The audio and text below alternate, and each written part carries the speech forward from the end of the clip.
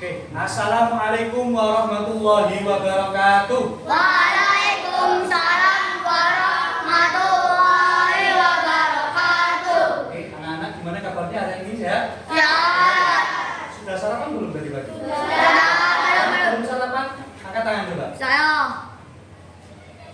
Oke, masih ada yang belum sarapan. Jadi untuk sebelum berangkat ke sekolah diusahakan untuk sarapan terlebih dahulu. Agar supaya apa? Agar supaya bisa fokus kepada pelajaran. Tidak selalu memikirkan apa yang ada di perutmu. Ya. Nanti kalau seumpama belum sarapan di dalam kelas perutnya keroncongan, akhirnya apa? Tidak fokus kepada pelajaran. Jadi diusahakan mulai hari ini dan seterusnya sebelum berangkat pagi atau sebelum berangkat ke sekolah agar supaya bisa sarapan terlebih dahulu. Oke, anak-anak sudah paham?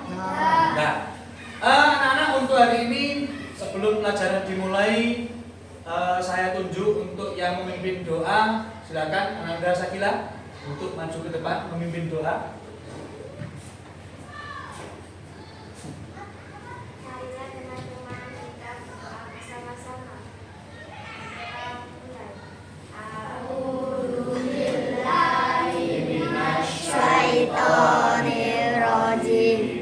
Bismillahirrahmanirrahim.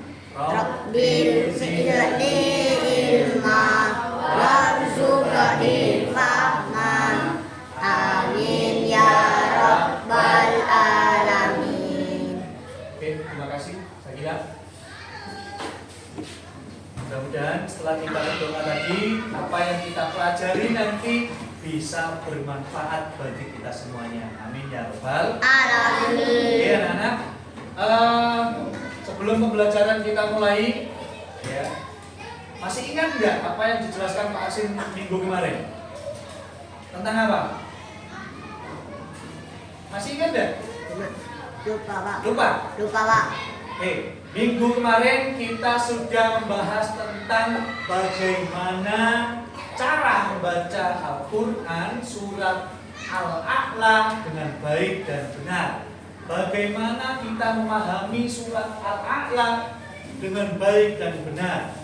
Kemudian untuk hari ini, ya, kita akan melaksanakan pembelajaran di pelajaran selanjutnya, yaitu di pelajaran 7, menerangkan tentang indahnya ketetapan Allah. Oke, coba dibuka sekarang.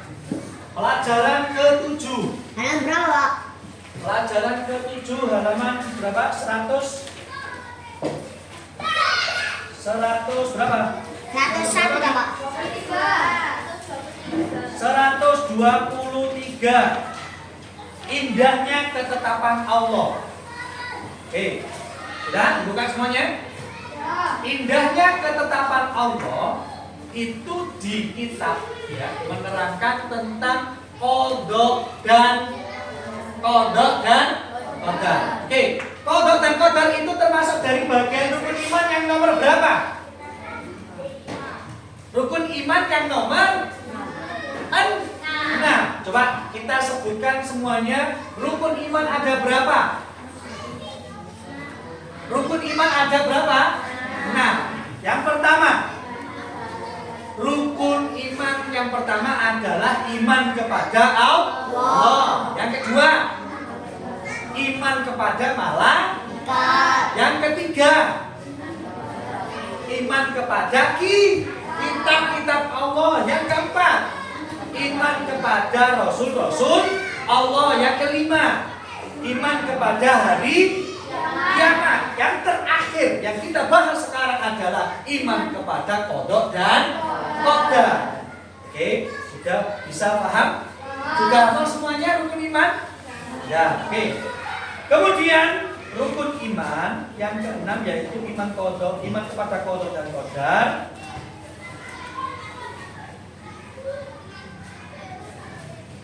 Pengertian, ya, pengertian qada. Coba sekarang dibuka halaman 126. Fahmi dibaca. Pengertian kodok. Kodok menurut bahasa.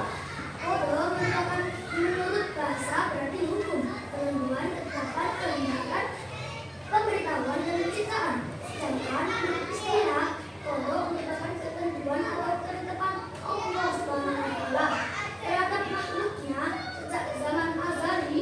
Zaman azali artinya zaman sebelum diciptakannya manusia oleh Allah Subhanahu wa Ta'ala. Kodok disebut juga dengan sunnatullah, ketetapan Allah. Oke. Jadi pengertian kodok secara bahasa ya adalah hukum, ketetapan, ya ketetapan apa? Ketetapan yang ditetapkan oleh Allah sejak pada zaman azali. Zaman azali itu zaman apa? Zaman sebelum diciptakan. Zaman di mana zaman itu Allah belum menciptakan sesuatu. Berarti sebelum menciptakan sesuatu itu Allah sudah menentukan semuanya. Itu namanya kodok. Contohnya apa? Satu, jodoh. Ya. Yang kedua, kematian. Yang ketiga adalah rizki. Jadi jodoh, kematian, kemudian rizki itu sudah ditentukan oleh Allah sebelum Allah itu menciptakan manusia. Makanya di dalam kelas ini jangan suka berpacaran. Kenapa, Pak? Kalau kita melihat kodoknya Allah, kita belum tentu tahu, kita tidak tahu jodoh kita itu di mana. Jodoh kita itu siapa?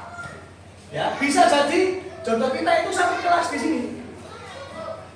Sudah? Makanya jodoh itu boleh dicari, tapi manusia tidak boleh menentukan jodohnya sendiri. Karena itu apa? Karena itu termasuk dari bagian kodoknya Allah, ketentuan yang ditetapkan oleh Allah. Ya, hak prioritasnya Allah kepada makhluk itu adalah kodok. Sudah. Kemudian yang kedua, yang pertama tadi kodok. Yang kedua, qadar atau takdir. Ya, takdir dibagi menjadi berapa di situ? Takdir dibagi menjadi dua. Yang pertama takdir mubrom, yang kedua takdir mu'awwalah. Oke, coba silakan. Apa yang dimaksud dengan takdir mubrom? Coba dibaca.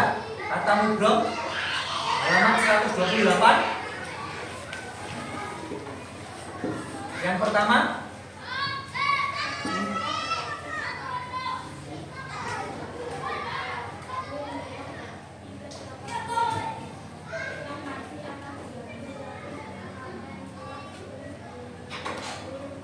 Oke, nah berarti takdir mubrom itu hampir sama dengan qadar, ketetapan Allah yang tidak bisa dirubah oleh manusia. Itu adalah takdir mubrom. Contohnya apa? Ketetapan Allah yang tidak bisa dirubah oleh manusia. Contohnya matahari terbit dari timur dan tenggelam di barat. Manusia tidak bisa merubah matahari itu terbit dari barat, tidak. Melainkan hanya Allah yang bisa merubah. Kalian tidak boleh terkecoh dengan film Kerasakti. Kerasakti itu ada matahari ada 9. Ya. Kita lihat matahari ada 9. Ada yang bisa membuat siang dan malam. Itu tidak bisa. Manusia tidak berkuasa untuk itu. Yang berkuasa hanyalah Allah. Itu adalah yang dinamakan takdir mubrom. Takdir yang tidak bisa dirubah oleh manusia. Hanya Allah yang bisa merubah takdir itu. Ya. Ingat, takdir dibagi menjadi berapa tadi? 2. Yang pertama takdir mubrom. Yang kedua takdir mu'allaq. Oke, keterangan dari takdir mu'allaq. Coba siapa Kenzo dibaca takdir mu'allaq.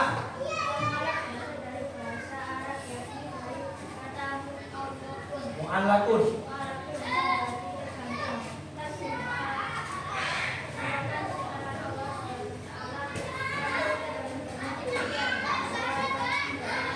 Oke, ya.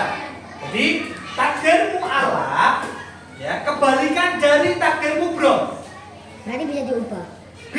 dirubah oleh manusia. Takdir mu'allaq adalah takdir yang bisa dirubah oleh manusia. Dengan cara apa? Dengan cara berusaha dan berdoa.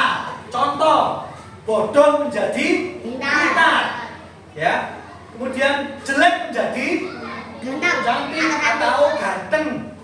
Dengan usaha dan doa. Diingat, usaha dan doa itu tidak menjadi patokan. Usaha tanpa doa itu adalah sombong. Doa tanpa usaha itu adalah bohong. Sudah paham? Sudah paham atau belum? Jadi ketentuan takdir itu ditentukan oleh dua. Takdir mubrom dibagi menjadi dua, yaitu takdir mubrom dan takdir mu'allaq. Takdir mubrom tidak bisa dirubah oleh manusia. Ya. Contohnya apa tadi? Kematian. Kematian boleh.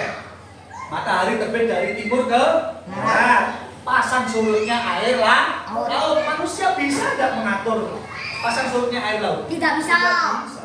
Ya. Siapa tahu di jam ini airnya naik. Kemudian sore nanti airnya turun. Air laut segitu besarnya yang bisa mengatur hanya Allah.